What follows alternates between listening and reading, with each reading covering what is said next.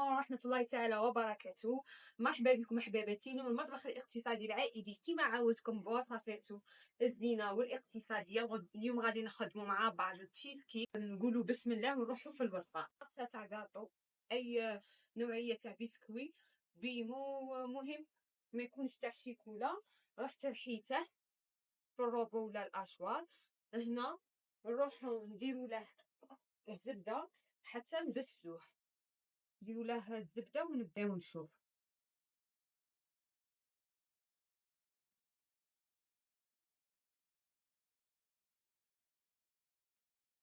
نزيدوا له باش هذه الطبقه الاولى ما تجيناش ناشفه، فيه 5 ملاعق تاع حليب، ونبداو نبسو ونشوف.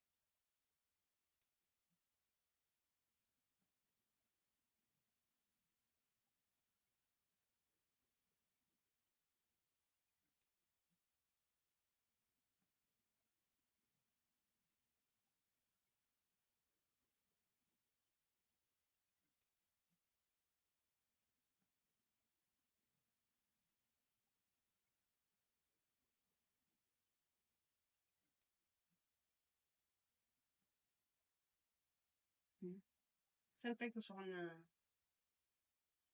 تمسك.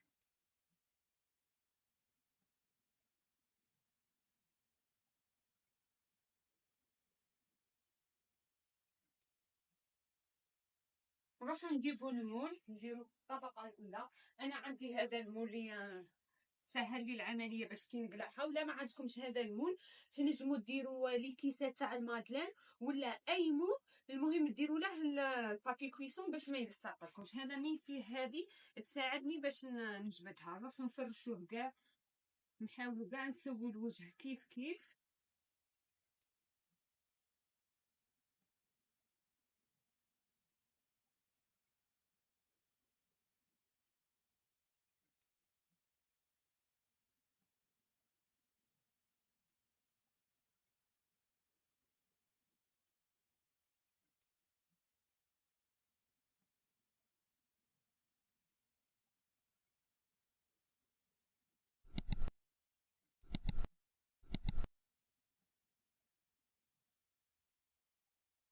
هذه الخطوه ضروريه اللي راني ندير فيها باش يخرج لنا طبقه من تحت.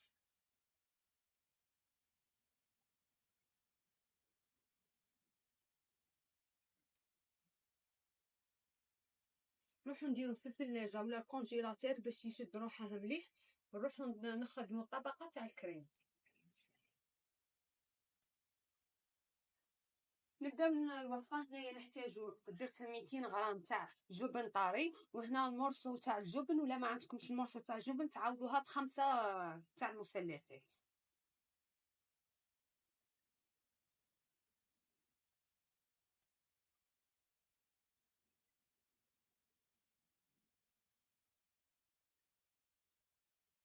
هنا نروحو نديرو باكيه تاع تي سويس، هذا جبن طازج.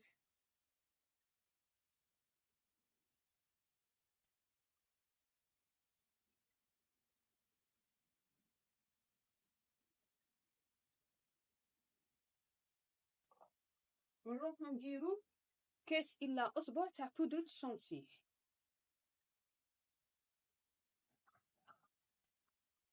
ونديرو لافاني، بغا عندكم ليكيد ولا بودرة. اللي عندها اللين تقدر ديري اللين. نروحو نخلطو كاع المكونات حتى تولي عندنا كريمه.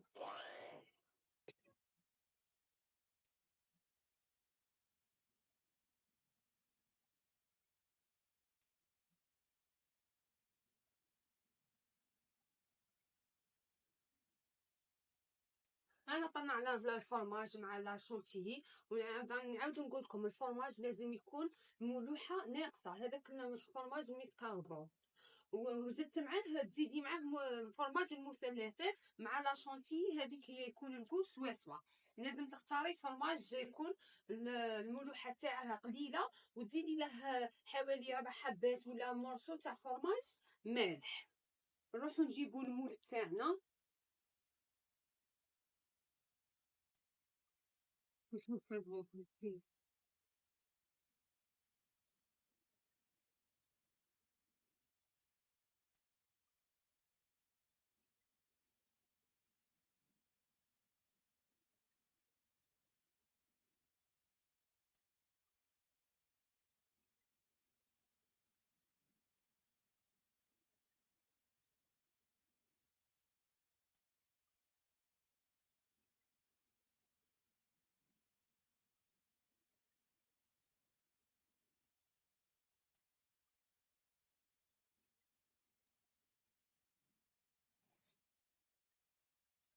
نحسبوها كاع في الوجه،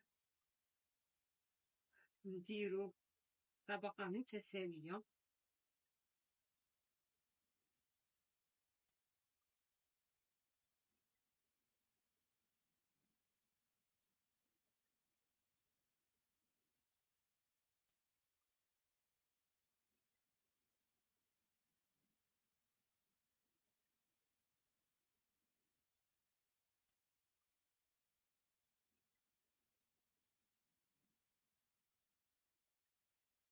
نجيبو هذه تساعد لي شوية.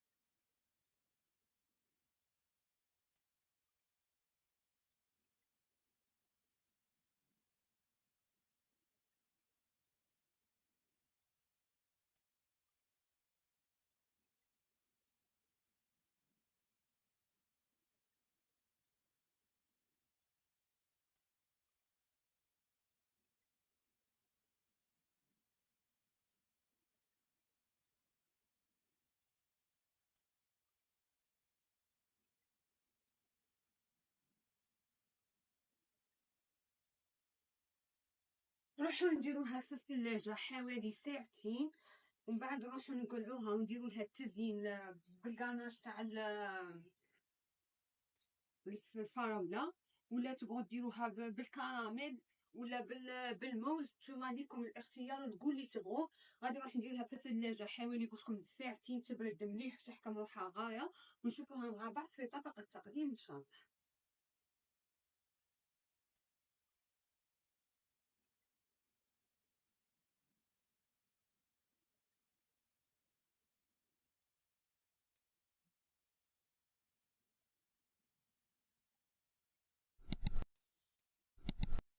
هاي بردت تماما، نروحو نديرو لها هذا الناباج تاع الفراولة، نشوف فيها بالسياسة.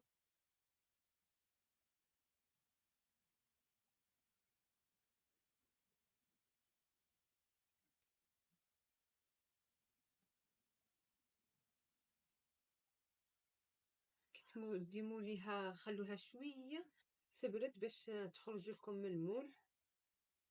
انا نحسب روحي راني نصور ساعه ما كنتش نصور كي قلعتها من المول.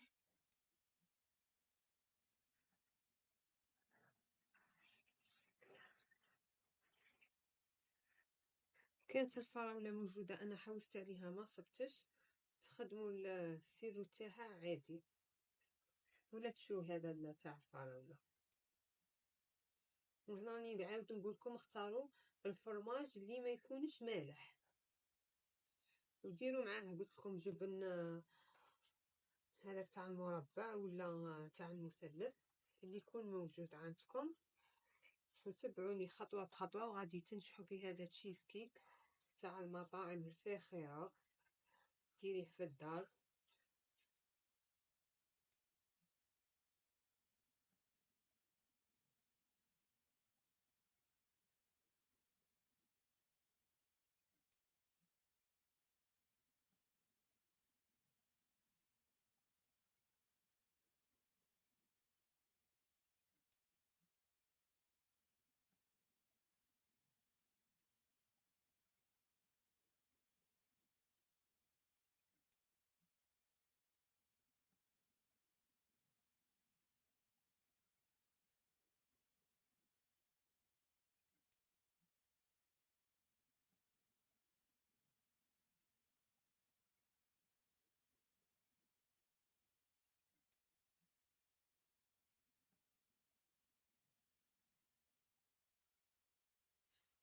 خلوها تبرد حوالي زوج سوايع هكا باش تحكم روحها مليح، تجيكم ساهله في الخدمه.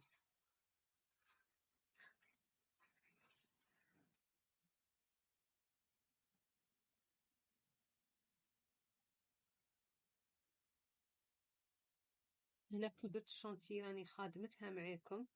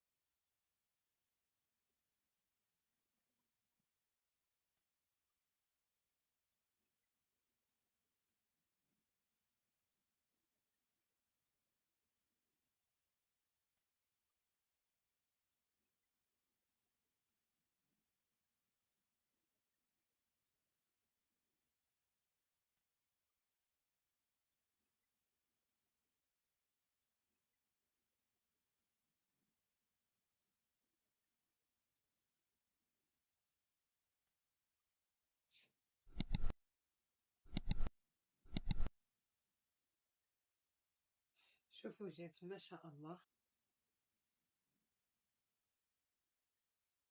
تستحق التجربة، حاجة جديدة، تحلية جديدة.